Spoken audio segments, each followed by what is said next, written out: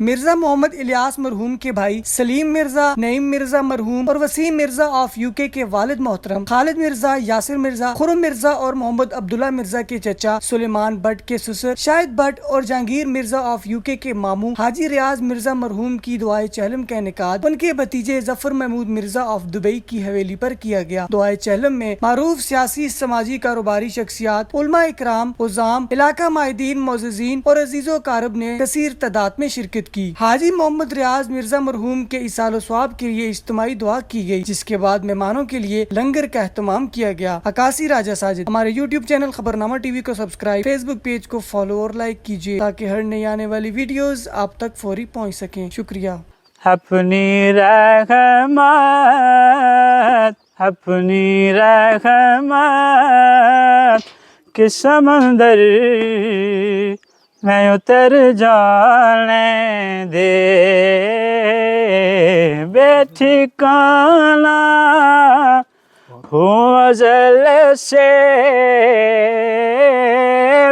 बेठिकाना हूँ अज़ल से, मुझे घर जाने दे।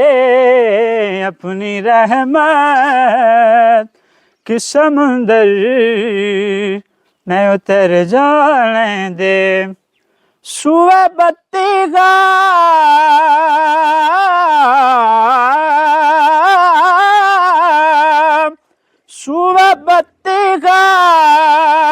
लिए जाती है ख़वाए बत्तिगा, भूवे दुनिया